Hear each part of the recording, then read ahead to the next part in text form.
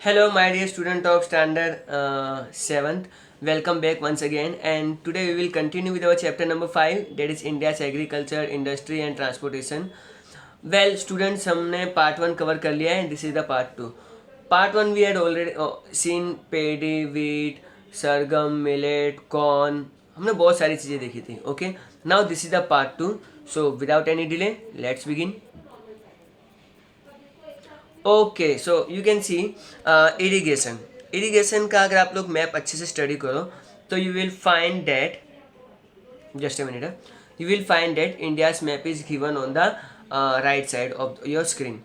Irrigation of India, जहाँ पे आपको इंडिया में जहाँ पर भी जो जो रिवर्स हैं उसके आपको नाम दे रखे हैं एंड आपको अच्छे से उन रिवर्स के ऊपर कौन से डैम्स हैं वो भी दे रखे हैं.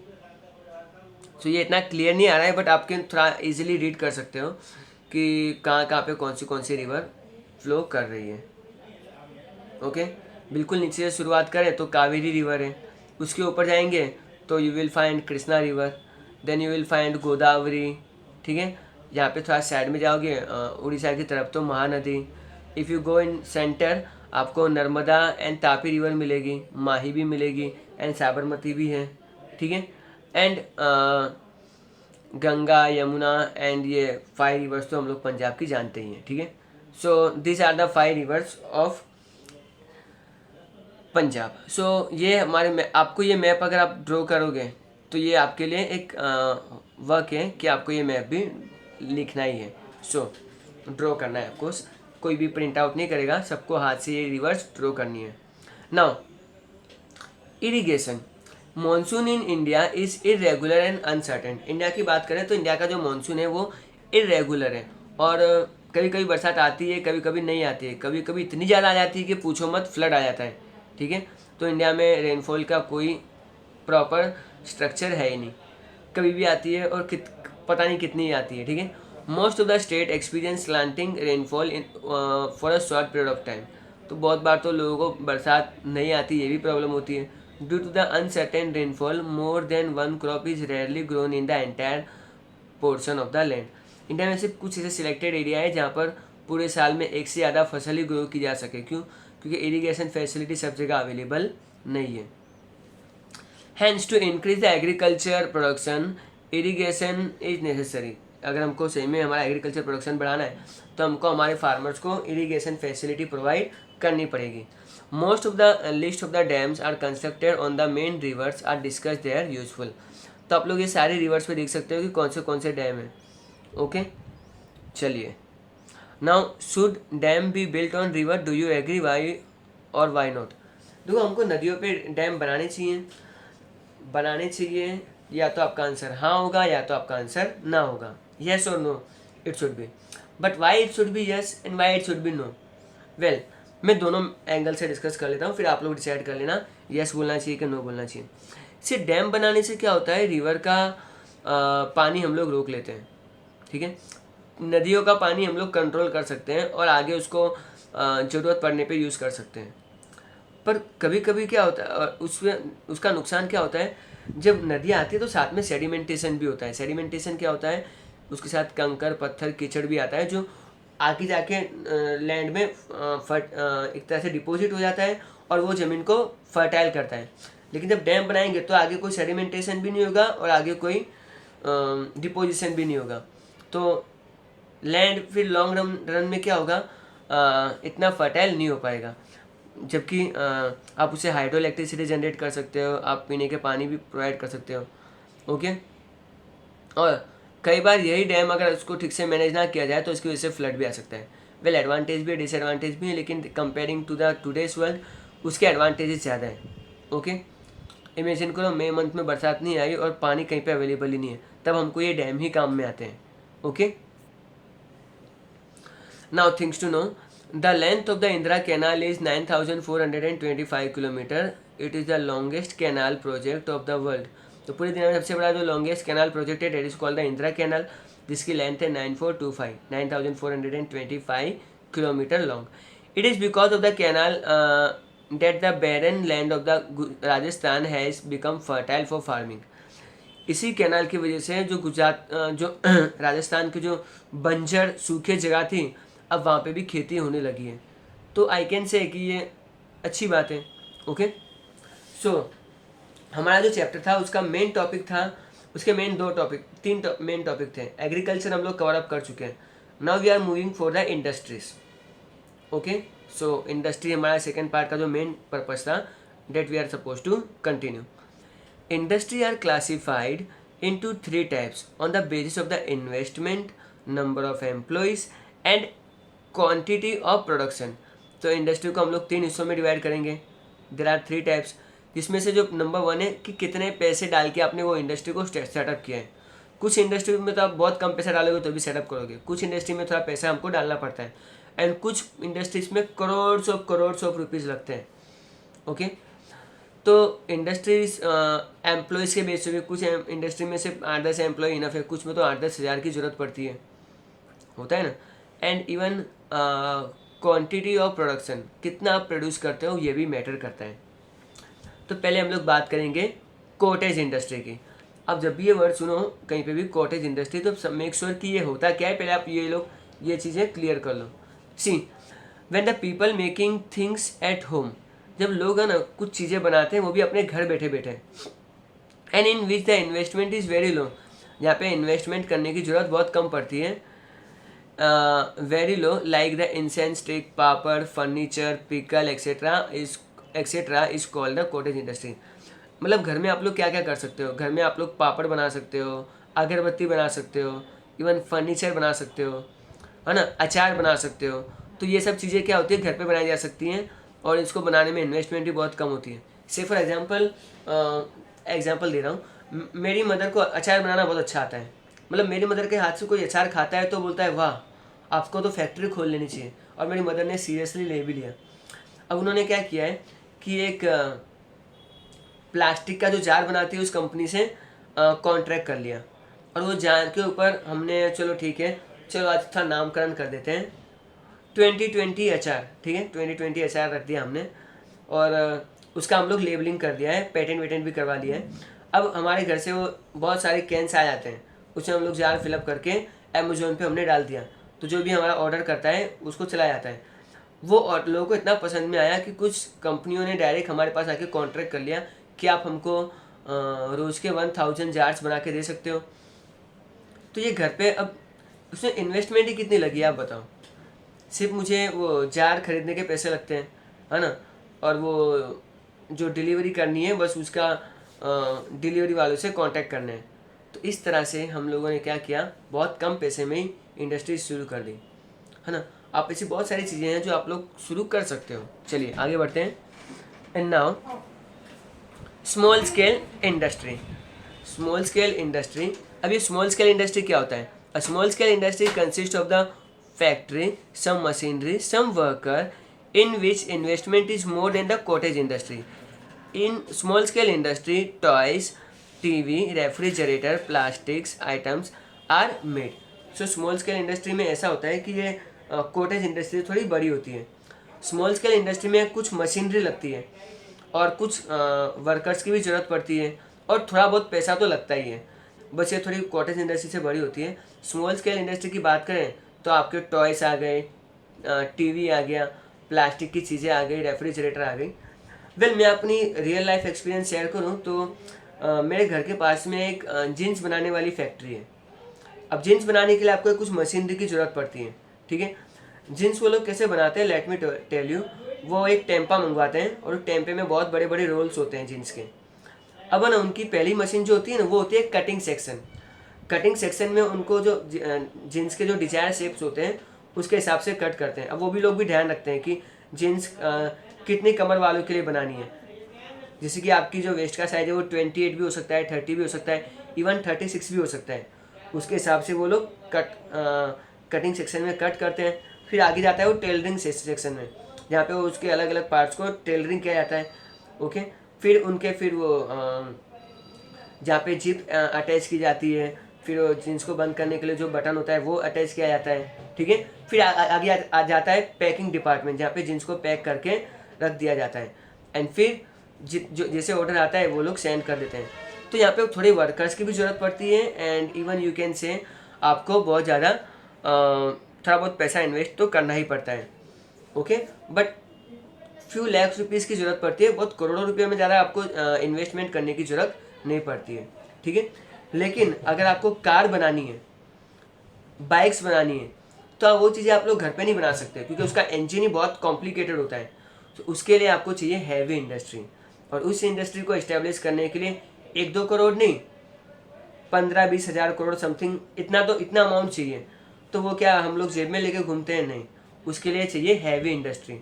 और हैवी इंडस्ट्री डालने के लिए बहुत जो पैसा होता है वो कौन लाएगा? वो बेसिकली लाएंगे हमारी गवर्नमेंट, ओके। तो अभी हम लोग हैवी इंडस्ट्री शुरू करते हैं। Okay, now heavy industry. Talking about heavy industry are those industry in which big factories, big machinery and a large number of workers works. तो यहाँ पे बहुत बड़ी फैक्ट्री होती है, बहुत बड़ी बड़ी मशीनें होती हैं, बहुत ज़्यादा नंबरों में वर्कर्स होते हैं जो एक साथ काम करते हैं। इट रिक्वायर हैवी इन्वेस्टमेंट, यानी बहुत ज़्यादा पैसा चाहिए, and so it is called the heavy industry. और बहुत हैवी होती है क्योंकि आप मशीन उठाने जाओगे तो नहीं उठेगी। It's jokes apart. It include iron and steel, motor car and cement industries, ये उसका एग्जांपल है।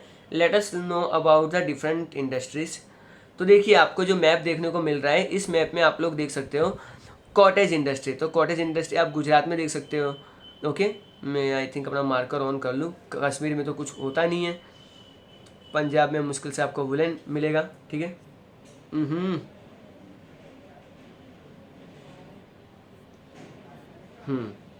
So you will find cottage industry आपको यहाँ पे गुजरात में मिलेगा, ओके। कॉटेज इंडस्ट्री आपको तमिलनाडु में भी मिलेगा, महाराष्ट्र में भी मिलेगा, ठीक है। इवन आयरन स्टील इंडस्ट्री यहाँ पे देखो भिलाई में है, एंड ये बोकारो में है, ठीक है। यहाँ पे आयरन स्टील इंडस्ट्री भद्रावती में भी है, ये प्लस साइन आप यहाँ पे भी देखो तो समझ जाओ कि यहाँ पर आपका आयरन स्टील इंडस्ट्री ग्रो होता है। पेपर इंडस्ट्री कहाँ होता है? तो देखो ये वाइट कलर का रूल दिख रहा है आपको, ये यहाँ पर होता है, यहाँ पर होता है, यहाँ पर होता है। ये हम लोग पेपर इंडस्ट्री में देखेंगे जगहों के नाम क्या है, ठीक है। वुलन इंडस्ट्री ऑफकोर्स पंजाब में होता है, उत्तर प्रदेश में होता है, गुजरात के जामनगर में भी है, ठीक है। एंड इसके अलावा जो जूट का होता है, जूट ओनली कलकत्ता में ही होता है, ओके। एंड ये आप जो टावर टाइप का देख रहे हो पेट्रोकेमिकल्स, ये मुंबई में, गुजरात में एंड विशाखापट्टनम के आसपास वाले, एंड इवन चेन्नई में होता है। मैंने कुछ ज़्यादा ही राउंड अप कर दिया है ताकि आपको थोड़ा आइडिया में दे सकूँ कि मैप कैसे करना है।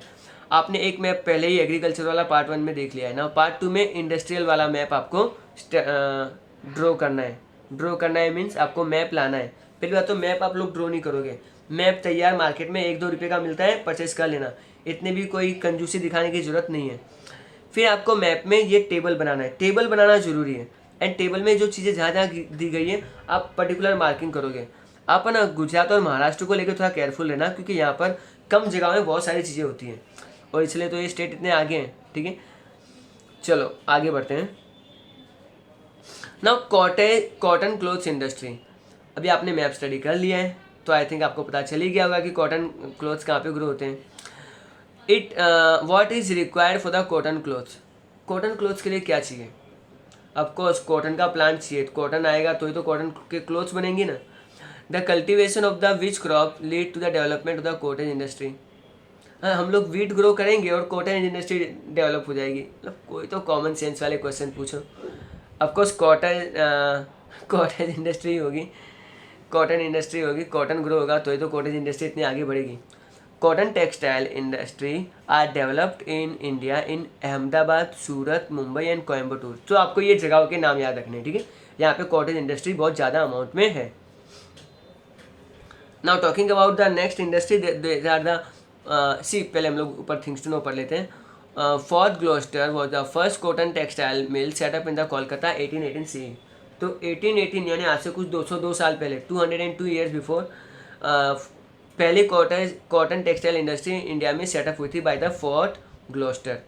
वुलन इंडस्ट्री की बात करें, this industry was started in as a cottage industry, now it is develop in to the big industry. पहले तो ये इतनी ज़्यादा थी नहीं। आप लोगों ने देखा होगा कि आपकी दादी माँ घर पे ही स्वेटर बनाती थी, लेकिन भाई आजकल कोई स्वेटर पहनता नहीं है, सबको ट्रेडिशनल ट्रेंडी स्वेटर, जैकेट्स ये सब पहनने हैं, ठीक है। तो वुलन इंडस्ट्री में अभी नए नए पैटर्न्स वाले आते हैं। तो ऐसी इंडस्ट्री यूजुअली अभी आपको पंजाब, जिसका मेन सेंटर है लुधियाना, महाराष्ट्र, गुजरात में मेन सेंटर है जामनगर, एंड हरियाणा। तो यहाँ पर आपको बहुत सारा वुलन इंडस्ट्री देखने को मिलेगी। Now talking about the sugar industry, तो शुगर इंडस्ट्री के लिए जो बेसिक इंग्रेडिएंट है वो है आपका शुगर केन, ठीक है। एंड शुगर केन आपको कहाँ मिलेगा? वेल आपको शुगर केन मिलेगा जहाँ पे अभी हम लोग एग्रीकल्चर वाले सेक्शन में देख चुके हैं, ठीक है। Which crop is prepare for sugar? एक काम करते हैं हम लोग, बहुत ज़्यादा कॉर्न ग्रो कर लेते हैं और फिर वो शुगर केन की इंडस्ट्री में काम आ ही जाएगा। कम ऑन यार, कुछ तो कॉमन सेंस वाले क्वेश्चन पूछो। Sugarcane juice is required to make sugar. Sugar industry is mainly developed in the Uttar Pradesh, Maharashtra, Gujarat, Andhra Pradesh, Karnataka and Tamil Nadu. तो ये जो आपकी जगह है यहाँ पे आपको शुगर केन ईजिली ग्रो होते हुए मिल जाएगा। Now talking about the cement industry. Cement industry के लिए जो मेन इंग्रेडिएंट होता है वो होता है लैमस्टोन, ओके, जो गुजरात के जामनगर में ज़्यादा पाया जाता है। सो सीमेंट इंडस्ट्री के लिए लैमस्टोन होता है। और where is cement is used, तो हमारे आपके जो घर बनते हैं, डैम्स बनते हैं, जो रोड्स पे जो ब्रिजेस बनते हैं, यहाँ पर क्या यूज होती है? सीमेंट यूज होती है, ठीक है। आगे talking about in recent year cement industry has rapid development in India. The state like Gujarat, Madhya Pradesh, Bihar, Andhra Pradesh and Karnataka, Tamil Nadu etcetera are known for the cement industry. तो ये जितने भी स्टेट्स हैं ये सब अपनी सीमेंट इंडस्ट्री के लिए जाने जाते हैं। एंड सीमेंट इंडस्ट्री यहाँ पे बहुत अच्छे से ग्रो करती है। स्पेशली जामनगर जो गुजरात में है वो तो सीमेंट इंडस्ट्री का हब है। चलो टॉकिंग अबाउट पेपर इंडस्ट्री, मैंने आपको मैप में पेपर पे ड्रॉ किया था लेकिन जगहों के नाम नहीं लिखे थे, तो चलो अब जगह के नाम भी देख लेते हैं।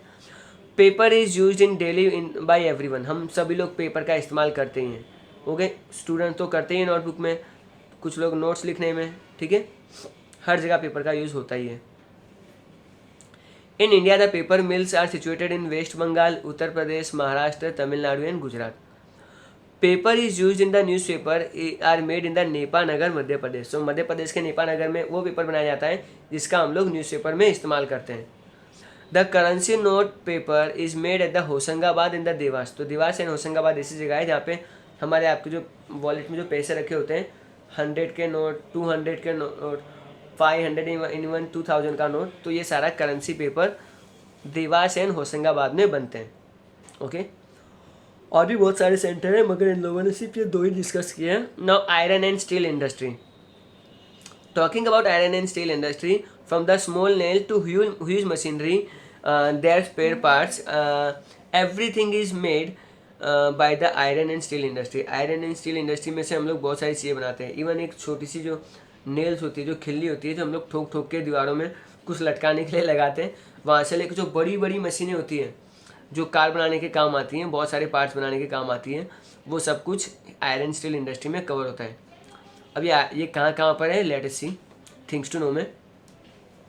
The iron and the steel industry in India are located in Bhilai, Madhya Pradesh, वो हमने देखा था।